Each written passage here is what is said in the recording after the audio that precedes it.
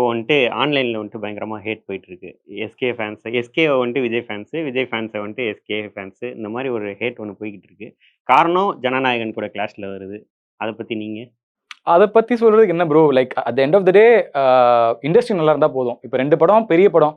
ஆ 2 படமே நல்லா ஓடுன்ற நம்பிக்கை எனக்கு இருக்கு. 2 பேருக்குமே ஈக்குவல் ஃபேன்ஸ் இருக்காங்க. அஃப்கோர்ஸ் இந்த படத்துல தான் இப்ப நீங்க சொன்னீங்க இல்லையா, அந்த ஹேட்ன்ற ஒரு வார்த்தை சொல்றீங்க. எனக்கு நம்பிக்கை இல்ல. அது வந்து விஜய் சார் ஃபேன்ஸ் வந்து எஸ்கே சார வந்து ஹேட் பண்ணுவாங்கன்னு எனக்கு தோணல. பிகாஸ் எங்கேயுமே வந்து எஸ்கே சார் வந்து அவர் எனக்கு போட்டி, இல்ல நான் வந்து அவருக்கு மோதுறேன்ற மாரிலாம் என்னைக்குமே அவர் நெனச்சது கிடையாது. In fact he is a pure எப்படி சொல்றது, ஒரு சிஷ்ய மாதிரி தான் இருக்காரு அவரு. ஆரம்பத்துல இருந்தே இன்னைக்கு வரைக்கும். இப்ப லாஸ்ட் படம் கோட் ரிலீஸ் ஆனப்போ ஒரு துப்பாக்கி வாங்கினப்போ, துப்பாக்கி வாங்கியிருக்காரா எங்க தளபதி கிட்ட இருந்துன்ற அந்த ஒரு சந்தோஷத்துல தான் இருந்தாங்க. ஸோ அது அப்படியே ஃபாலோ ஆகணும் தான் நான் நினைக்கிறேன். இது purely because of multi reasons which are surrounding the மூவினால கிடையாது.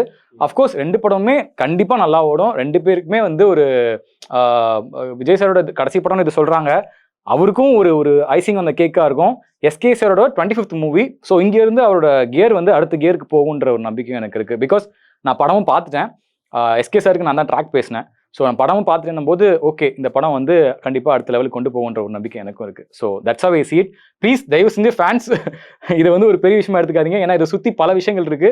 அதனால நீங்க அடிச்சுக்காதீங்க.